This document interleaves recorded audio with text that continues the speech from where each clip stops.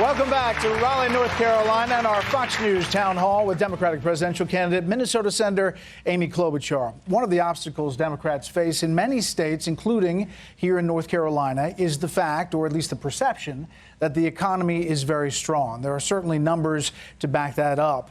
Correspondent Peter Ducey has more on that tonight. There's still time for candidates to court North Carolinians. I'm just, in general, having a really hard time deciding who I'm going to support. The unemployment rate here is near a 20-year low, but some couldn't wait to pick a Trump challenger. I've already voted early. I voted for Elizabeth Warren because I think she's best positioned to do that. The trade war with China dried up Tar Heel State tobacco exports to China, but overall exports to China have actually grown, boosted by pharmaceuticals. On Super Tuesday, North Carolina has the third largest delegate load among all the states. And then when you look at the fall election, everybody agrees that we are a battleground state. And some young Democrats are hoping for relief now from student loan debt. It's crushing. And, healthcare is a big thing, too, for me. They go hand in hand. You can't afford things because you're in debt. 5,700 manufacturing jobs have been added since Trump took office, compared to 21,000 the previous 3 years. North Carolina's minimum wage is $7.25 an hour still, and we think it should be doubled, at least 15, 20. There's another problem for Democrats, a lack of confidence in the current crop of candidates. A lot of the candidates, I'm worried, are not going to have a chance to even beat Trump, and that's the biggest thing I want to happen. So it's very frustrating to me. Despite the frustration, people are paying attention. Every person we found from Raleigh rattled off pluses and minuses about different Democratic candidates, as knowledgeable as voters anywhere else we've been, and they all plan to vote in the primary. Brett and Martha? Peter, thank you. Thanks to Peter Ducey. So, Senator Klobuchar, one of the things that small business owners say has really helped them in this economy to grow was the rollback of a lot of regulations that President Trump rolled back. Would you promise to those small businesses tonight that you would not put those back in place? Well, I'm going to look at each regulation, and I'm someone that actually came out of the private sector. I spent 14 years there. But I think there's some things that have been rolled back that are very dangerous, like the methane rules. That is bad for our air, and I could list a number of them that I think are concerning.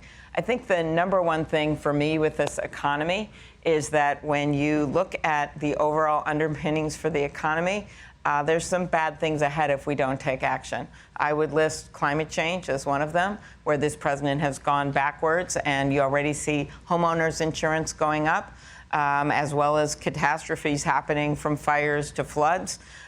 Secondly, immigration reform, something that would be really helpful to our economy. He has not done anything when it comes to immigration reform, in my mind, that has been constructive. And third, you look at infrastructure, something he promised he would do, and he would do big. But I think the real problem for a lot of people that we just saw interviewed there is that there may be some good numbers in the economy, but not everyone is sharing in them. I think there's a lot of people in this room that know exactly what I'm talking about. And that is that, he signs that tax bill, he goes down to Mar-a-Lago, and he tells all his friends, "You just got a lot richer." That's an exact quote. I don't think anyone in this room here was there. Or maybe I'm wrong. You were. No, I don't. And the point of it is that there is still this huge problem with income inequality, which some of the people that were just interviewed were identifying.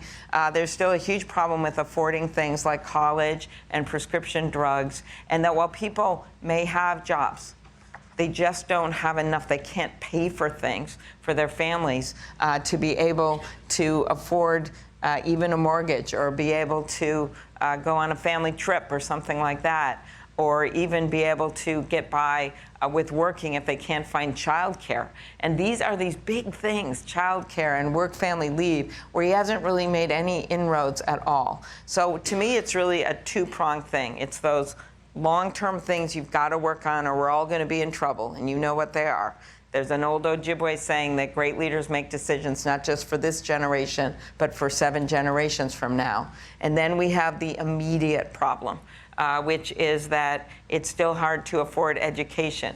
We still have kids that aren't graduating from high school that could be enrolled in different programs that would be inspiring for them to move and get jobs that we need them to take.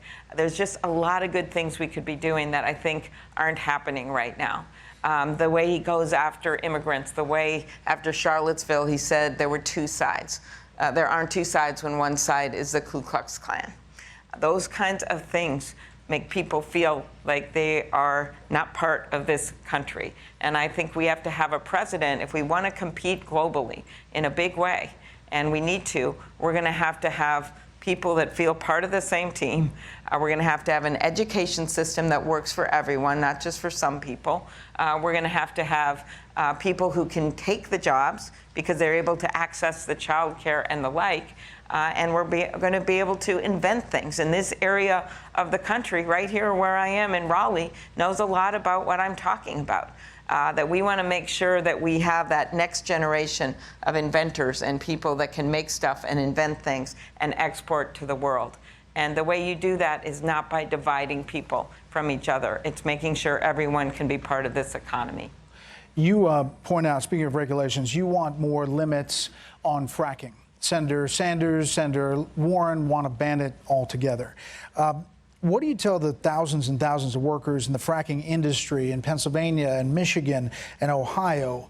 Are their jobs safe in a Klobuchar administration? So this is how I look at this. I look at this from my head. I know we have to change this. We know what's happening with global warming. We see the rising temperatures.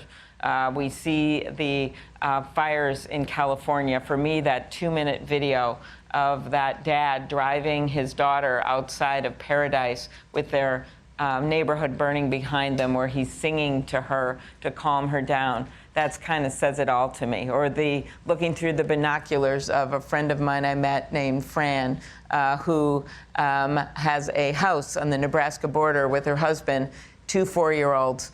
And she says, look, there's my house. She said, I love this house. When we got it, it stood here for nearly 100 years. There's horsehair in the plaster. She says, I love the way the light comes in the kitchen. So then I'm looking through the binoculars. I say, Fran, where's the kitchen? She says, oh, the whole first floor is underwater. And I said, well, where's the river? Because this water is raging by. And I thought, Fran, you bought a house on a river. It was the road, she said. The river was 2.5 miles away, and it had never gotten this close before. That's what we're talking about with climate change. So how do we get at this while still making sure that we have a strong economy and that people have jobs? One, back into the International Climate Change Agreement. When the president took us out of it, we were the only country except Syria and Nicaragua that weren't in it. They are now in it. Okay. Number two, the Clean Power Rules, which had been worked out over years, which he put on hold, which I think would be helpful. A lot of our energy companies know that they're coming. The third is gas mileage standards, which would make cars more efficient for everyone. And then what you're referring to here is changes over time to our energy and where we get our energy. So the way I think you do this is you put a tax on carbon. It doesn't have to be a tax. You could do it with a renewable electricity standard. But in any case, you are creating economic incentives for new energy to replace old energy. And while you're doing it, you are never going to be able to pass it or get it done if you don't get at what you just asked about.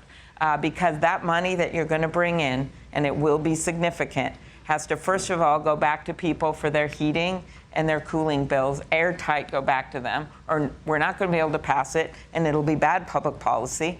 And then secondly, we have to create jobs in areas where they're going to see change. And I have said many times I see natural gas as a transitional fuel, and that we need to make sure as we go to more carbon neutral energy situation that we do it in a smart way. But for me, this is from the heart. In terms of getting new jobs into those areas. They don't have to be green energy jobs. They could be any kind of manufacturing jobs or the like. When my grandpa was an iron ore miner, those mines would open and close. They're open right now because we actually did some work on steel dumping over the last administration and continuing on into this one. So, but in the old days, when they were closed, They literally had a billboard outside of Duluth. I remember seeing it with my dad, or other industries had closed down. And the billboard, someone had actually taken a billboard out that said, "The last one to leave, turn off the lights." We can't have that happening. We have to replace these jobs with other jobs and do it in a smart way. But to do nothing and to, in the wake of science, to just say, oh, we're going to be okay, we know it's not okay. We're seeing the signs of it right now. We're going to move now to foreign policy. David has a question about U.S. involvement in foreign wars. He's currently deciding between Senator Klobuchar and Joe Biden. David. Okay. Welcome to Raleigh, Senator. Okay, the game's on.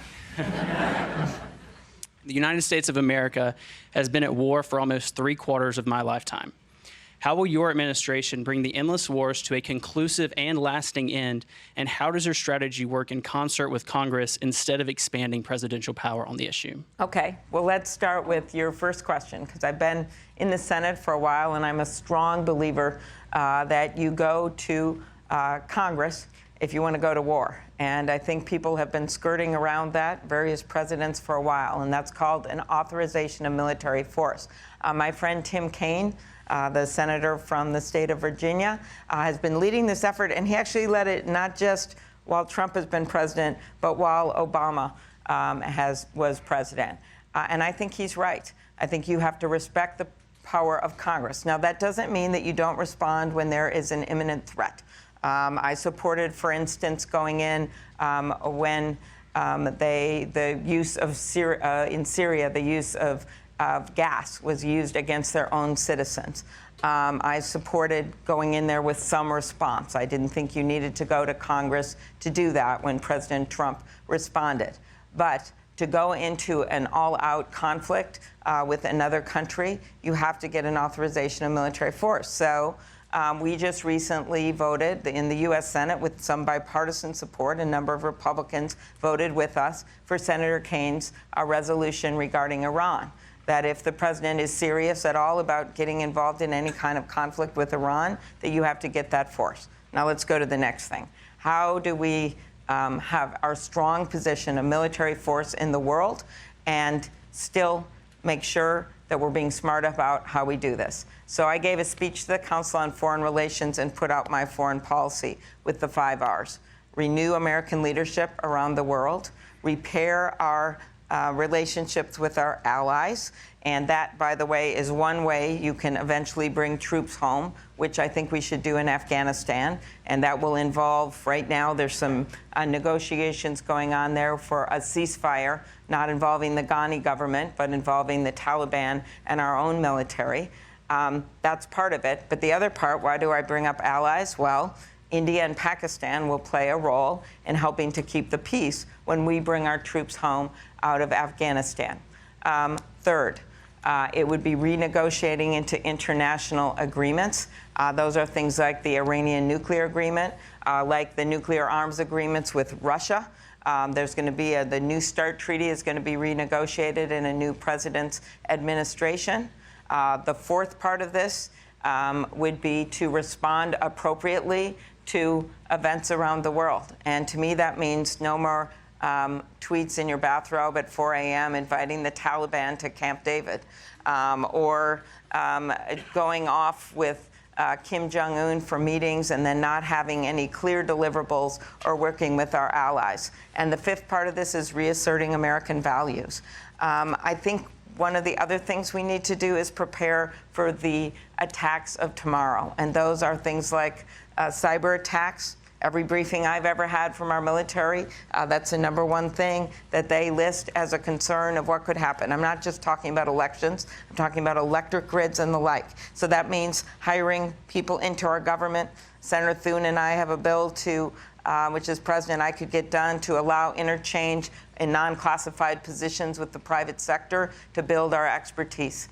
I think another thing that we need to do is prepare for biologic warfare and chemical warfare and the pandemics we were just talking about. And to do that, you just can't rely on past ways of doing things. And finally, it's surrounding yourself with people that are going to give you good advice. And that includes people like General Mattis, who sadly left this administration. I think that you don't want to just have sycophants around you. I think you want to have people that you're maybe not going to agree with that are giving you advice, so you gather advice from a lot of different people. And all of that, I think, makes for a stronger America, and it makes for a stronger military, which, of course, you review all the spending and figure out what we really need to do to respond to what's out there today. And that's how I would conduct my foreign policy. And all the 5 R's actually are summed up in 1 R: return to sanity. Senator, I want to ask you a question about Mexico. Understanding that the name of the president slipped your mind, which I think a lot of people understand how that could happen. Oh, but I want to ask you about him because about Manuel absolutely Lopez Obrador. Yes, you know all the names. Exactly. Thank you very President much. President Obrador. You said after yes. that you had a lot of respect for him. And the Wall Street Journal wrote a piece recently that said that he is abusing power, that he's engaging in pay-to-play schemes. They said this smells bad, and behind the scenes, it is even worse. So what is your assessment of him as a leader? And do you really have a lot of respect for him? Well, as you know, he has only been in for a little over a year and came out of a populist part of their politics there. And what I meant by that is that I have respect for the leader of a country that is has such a close relationship with the U.S., whether it be Mexico or Canada, and it's someone that we should work with. It doesn't mean that I agree with every policy, and I'm well aware of some of the security issues in Mexico. I actually led a trip down there with Senator Heitkamp and Cindy McCain about human trafficking, and we also met with their law enforcement and a number of other leaders in law enforcement in Mexico to talk about how we can better coordinate. This was a few years ago. So I'm well aware of the work that needs to be done with the cartels and the like. I also think that one of the #1 goals of a new president will be implementing the United States-Mexican-Canadian Trade Agreement, or USMCA as it's known. And I think that, and I supported and voted for that agreement. I was glad some changes had been made. So when I talk about respect, it's respect for a nation. It's the hope that we can build a better relationship when it comes to security and what's happening with the Northern Triangle countries, and that we can have better immigration policy in our own country that will work for both nations. More of our town hall with Senator Amy Klobuchar after another short timeout.